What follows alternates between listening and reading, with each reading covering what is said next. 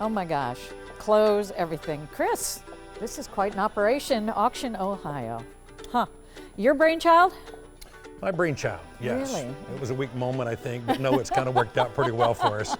You so have it's a been little, good. I mean, you have a little bit of everything. Everything here. Like chairs. Like chairs, right. Are they for sale too? They're for sale.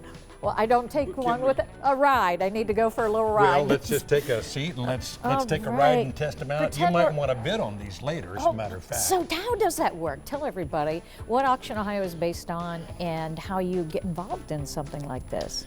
So Auction Ohio is birthed out of a change in culture, Right. more than anything else, and probably the right timing for, you know, the world is full of stuff. The baby boomer generation with all of the stuff that our parents have, and we're right at the end of that baby boomer generation.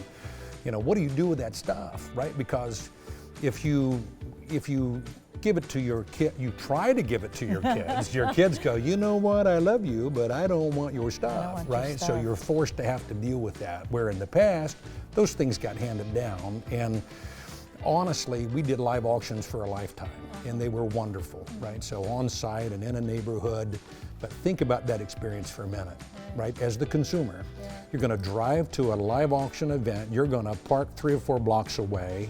It's amazing to me, but the weather's never nice, right? It's never pretty, sunny, beautiful, 70 degrees. Right. What it really is every time, raining, it's cold, right? Or it's 110 degrees and you can't find the shade. But anyhow, so the experience is, I go to the auction, right? I have that prize in mind that I want to buy. Sure. I'm there for that reason, right? Right. And so I go to the auction, I park, I get there, and inevitably what I want to buy doesn't sell until about 3 in the afternoon, right? And then you have the nerve to outbid me on my rocking chair. Right.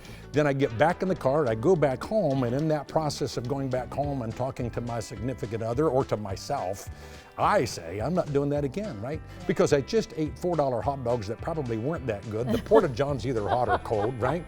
It's a mess. It's you know, if the lawn is never right, where do you know, it's just all of those inconveniences. But we did it that way because that's the only option that we had. Okay, so we've jumped into what is modern times. Modern technology, right? And people enjoy the process, the competitive nature of trying to outbid somebody else. Sure. And it's sure. literally everything, whether they want it or not, all of a sudden they're hooked because they want it. Right.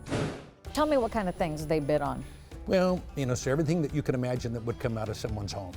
So you can do it online. People come to your house and you keep your things there, or you truck them out. That's another option. Right. Okay. So those two different experiences, you know, it depends on what the seller's needs are. So if we can sell their things in a home, then we don't have the trucking cost to move it.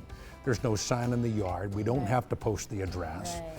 It can happen in 10 to 14 days. We photograph and describe everything in the home.